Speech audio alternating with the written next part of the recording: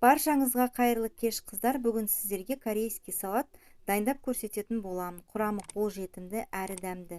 Кез келген аспен жіберсеңіздер өте дәмді кететін салат. Міндетті түрде жасап көріңіздер. Ең алдымен біз терканың көмегімен сәбізді майда бөлігінен өткізіп алатын боламыз. Осылай сәбізімізді толыққанды өткізіп алған соң сәбізіміздің үстіне паприка қосамыз. Және чесногымызды міндетті түрде терканың майда бөлігінен өткізіп қосатын боламыз. Ендігі кезекте қатты қызып тұрған сұйық майымызды құямыз. Міндетті түрде сұйық майды чесноктың үстіне құямыз. Чесногымыз өлуі қажет. Және де ыстықтай жақсылап бір араластырып алатын боламыз.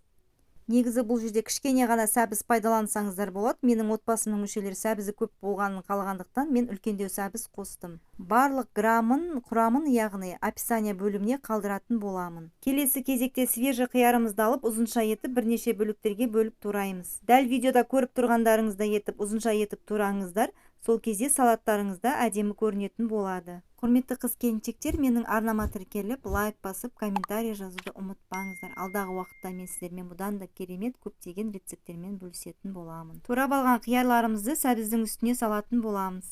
Және де светофор деп аталатын болгар тәтті бұрышымыздың кез келген түсін пайдалансаңыздар болады. Мен қызыл сары түсін пайдаландым.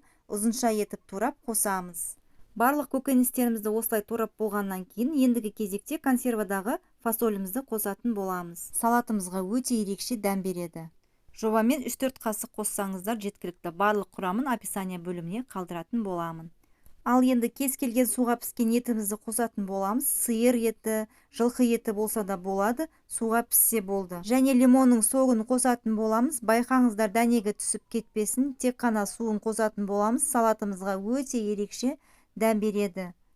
Салаттың барлық құрамын осылай турап болғаннан кейін петрушка немесе кинза қоссаңыздар болады. Мен кинза қостым. Бұл да салатқа ерекше дәм береді. Міндетті түрде қосыңыздар. Барлығын осылай турап қосып болғаннан кейін татымына қарай тұз, бұрыш қосамыз. Құрметті қыз-келіншектер, міндетті түрде үйде жасап көріңіздер. Кез келген аспен желініп кететін, әрі тәбетіңізді ашатын керемет салат.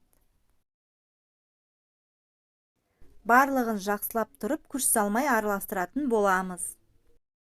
Осымен біздің салатымыз дайын болды. Өте дәмді салат. Міндетті түрде жасап көріңіздер. Әсемдік ретінде бетіне түрлі түсті пиязды турап қойсаңыздар болады, турамасаңыздар да болады.